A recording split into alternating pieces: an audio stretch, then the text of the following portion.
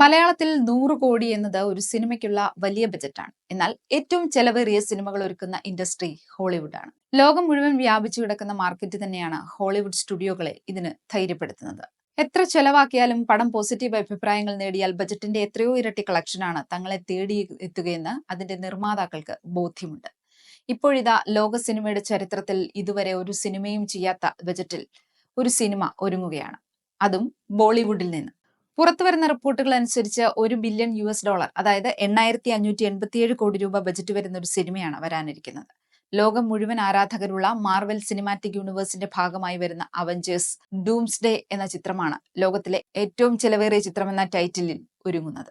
അന്തർദേശീയ മാധ്യമമായ കോളൈഡറിന്റെ റിപ്പോർട്ട് പ്രകാരം $8 മില്യൺ ആണ് മാർവൽ ഈ ചിത്രത്തിന്റെ പ്രീ പ്രൊഡക്ഷന് മാത്രമായി ഇതിനകം ചെലവഴിച്ചത്.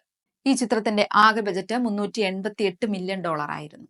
ചിത്രത്തിന്റെ പ്രൊഡക്ഷൻ കോസ്റ്റ് തന്നെ $500 മുതൽ $600 മില്യൺ വരുമെന്നാണ് കണക്കാക്കപ്പെടുന്നത്. ഇത് നിലവിൽ ലോകത്തിലെ ഏറ്റവും ചെലവേറിയ ചിത്രമായി കണക്കാക്കപ്പെടുന്ന സ്റ്റാർ വാർസ് എപ്പിസോഡ് 9 വലിയ ബജറ്റാണ്. $447 മില്യൺ ആയിരുന്നു ഈ ചിത്രത്തിന്റെ ബജറ്റ്. അതേസമയം ഇത് നിർമ്മാണ ചെലവിന്റെ മാത്രം കാര്യമാണ് പറയുന്നത്. മാർക്കറ്റിംഗിനും പബ്ലിസിറ്റിക്കുമായി ഒരുപാട് പണം ചെലവഴിക്കാനുള്ള സ്റ്റുഡിയോയാണ് മാർവൽ. ഡൂംസ്ഡേക്കും സീക്രട്ട് വാർസിനുമായി മാർവലിനും ഡിസ്നിക്കും $1 ബില്യൺ ആകെ ചെലവ് വരുമെന്നാണ് വിലയിരുത്തൽ. സീക്രട്ട് വാർസ് ഇനിയും പ്രൊഡക്ഷനിലേക്ക് കടന്നിട്ടില്ലാത്തതിനാൽ അതുവരെ ലോകത്തിലെ ഏറ്റവും ചെലവേറിയ ചിത്രമെന്ന വിശേഷണം ഡൂംസ്ഡേക്ക് തന്നെയായിരിക്കും.